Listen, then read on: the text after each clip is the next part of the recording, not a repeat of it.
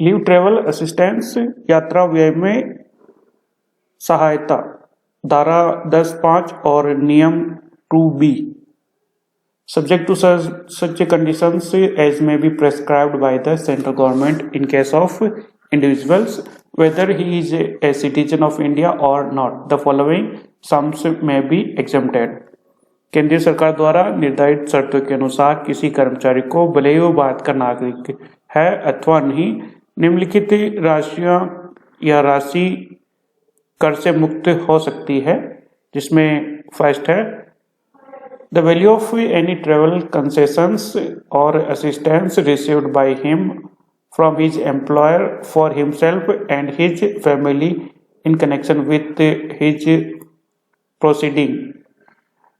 on leave to any place in India. अपने नियोक्ता से छुट्टी पर भारत में किसी भी स्थान पर जाने के लिए उसके स्वयं के तथा उसके परिवार के लिए मिली हुई यात्रा व्यय की कोई सहायता। सेकेंड है the value of any travel concessions from his employer और former employer for himself and his family in connection with his proceeding to any place in India after retirement from service or after the termination of his service. अपने वर्तमान अथवा भूतपूर्व नियोक्ता से अवकाश ग्रहण करने पर अथवा नौकरी से हटाए जाने पर भारत में किसी भी स्थान पर जाने के लिए उसके अथवा उसके परिवार के लिए मिली हुई यात्रा व्यय में कोई सहायता। तो इन दोनों में से जो राशि कर मुक्त हो सकती है, उपरोक्त दोनों दशाओं में छूट की राशि या डिडक्शन की जो राशि है उस राशि से अधिक नहीं होगी जो उसको छुट्टी पर, लीव पर, अवकाश ग्रहण करने पर अथवा नौकरी से हटाए जाने पर भारत में किसी भी स्थान पर जाने के लिए नियमानुसार देय है। तो नियमानुसार जो राशि देय है उससे अधिक राशि एग्जेम्प्ट नहीं होगी। इस धारा के अंतर्गत छूट की राशि कर्मचारी द्वारा ऐसी यात्रा के लिए वास्तव में व्यय की गई राशि से अधिक नहीं होगी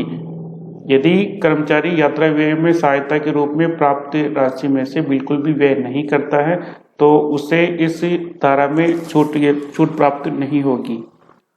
तो जो वास्तव में राशि व्यय कर दी गई है उसी से संबंधित राशि छूट ये डिडक्ट होगी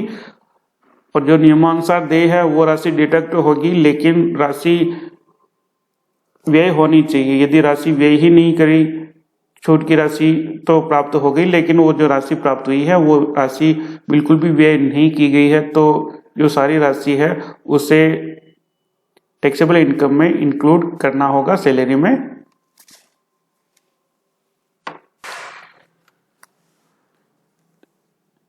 इस धारा में केंद्र सरकार द्वारा कुछ नियम और शर्तें बना रखी है, उसके अकॉर्डिंग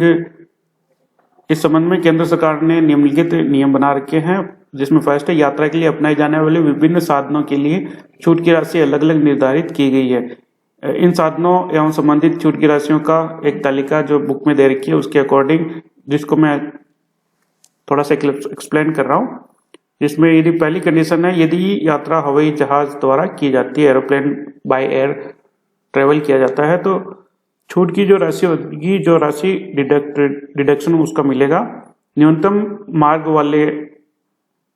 या न्यूनतम दूरी वाले मार्ग के आधार पर ज्ञात की गई राष्ट्रीय वाहन के सामान्य श्रेणी के हवाई किराए की राशि, air economy fare of the national carrier. और यदि यात्रा के प्रारंभ और समाप्ति के स्थान रेल द्वारा जुड़े हुए हैं परंतु यात्रा रेल अथवा परिवहन के किसी अन्य साधन वायुयान को छोड़कर की जाती है, तब न्यूनतम दूरी वाले मार्ग के आधार पर ज्ञात की गई वातानुकूलित प्रथम श्रेणी के रेल की किराए की राशि की छूट मिलेगी। थर्ड कंडीशन है यदि यात्रा के प्रारंभ और समाप्ति के स्थान या यात्रा का भाग रेल द्वारा जुड़े हुए नहीं है, तो इसमें दो कंडीशन हो सकती है, यदि प्रमाणिक सार्वजनिक परिवहन की व्यवस्था उपलब्ध है और यदि प्रमाणिक सार्वजनिक परिवहन की व्यवस्था उपलब्ध नहीं है। तो इसमें जो छूट की राशि होगी न्यूनतम दूरी वाले मार्ग के आधार पर ज्ञात की गई प्रथम श्रेणी या डिलक्स श्रेणी की किराए की राशि, न्यूनतम दूरी वाले मार्ग के आधार पर ज्ञात की गई वातानुकूलित प्रथम श्रेणी के रेल के किराए की राशि, यह मानते हुए कि यात्रा रेल द्वारा की गई है। इन नियमों द्वारा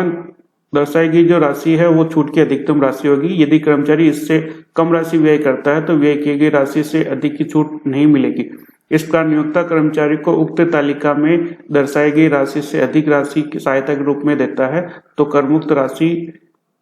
निम्न 3 राशियों से जो भी कम होगी वो राशि छूट की मिलेगी। जो 3 राशियां हैं वो नियोक्ता द्वारा दी गई राशि, फिर तालिका में दर्शाई गई राशि और कर्मचारी द्वारा व्यय की गई राशि। तो इन तीनों में से जो मिनिमम अमाउंट होगा वो अमाउंट डिडक्ट होगा या उसका डिडक्शन प्राप्त होगा। कुल प्राप्त राशि में से करमुक्त राशि घटा दी जाएगी तथा शेष राशि कर योग्य होगी। शेष राशि सभी कर्मचारियों के लिए कर योग्य होती है, चाहे कर्मचारी विशिष्ट हो अथवा गैर विशिष्ट। यह छूट कर्मचारी को 4 वर्षों के समूह में 2 बार ही प्राप्त हो सकेगी। यदि किसी कर्मचारी को 4 वर्ष के समूह में से 2 से अधिक बार यात्रा में रियायत अथवा सहायता प्राप्त होती है तो 2 यात्राओं के लिए छूट की राशि की गणना इस प्रकार की जाएगी, जो वर्णित विधि है उसके आधार पर की जाएगी और शेष यात्राओं के लिए प्राप्त संपूर्ण राशि ही कर योग्य होगी। 4 वर्षों का जो समूह है वो स्टार्ट हुआ था 1 जनवरी 1986 से प्राप्त हुआ था और अभी नौवां समूह स्टार्ट हुआ है 1 जनवरी 2018 से। तो 4 वर्षों का जो समूह है वो 2022 तक चलेगा, 1 जनवरी 2022 तक या 30 जनवरी 2021 सॉरी 31 दिसंबर 2019 तक जो 4 वर्षों का समूह है। और 4 वर्षों के समूह में 2 बार यात्रा का लाभ लिया जा सकता है और अधिक यात्रा का लाभ अगर लेते हैं तब जो 2 से अधिक जो सहायता है उसको टैक्सेबल माना जाएगा। यदि कोई कर्मचारी 4 कैलेंडर वर्षों के किसी समूह में यात्रा व्यय में सहायता अथवा रियायत का लाभ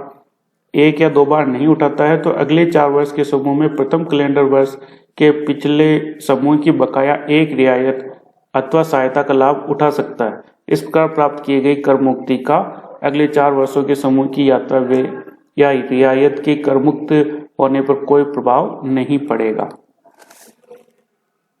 तो 4 वर्षों के समूह में 2 बार रियायत यात्रा की जा सकती है। अधिक यात्रा करने पर प्राप्त सहायता टैक्सेबल होगी और 4 वर्षों के समूह में यदि यात्रा का लाभ या सहायता का लाभ नहीं लिया जाता है तो अगले 4 वर्ष के समूह में उसका 1 यात्रा का लाभ अगले 4 वर्षों के समूह में लिया जा सकेगा और उससे अगले 4 वर्षों में जो यात्रा का लाभ उस पर कोई प्रभाव नहीं पड़ेगा। और इस धारा में परिवार से क्या मतलब है? परिवार से मतलब है व्यष्टि करदाता का जीवन साथी तथा उसके बच्चे जो उनके चिल्ड्रन है और स्पाउस है। व्यष्टि करदाता के माता पिता भाई बहन में से कोई भी एक अथवा सभी लोग बशर्ते वे उस व्यष्टि पर मुख्य रूप से निर्भर है।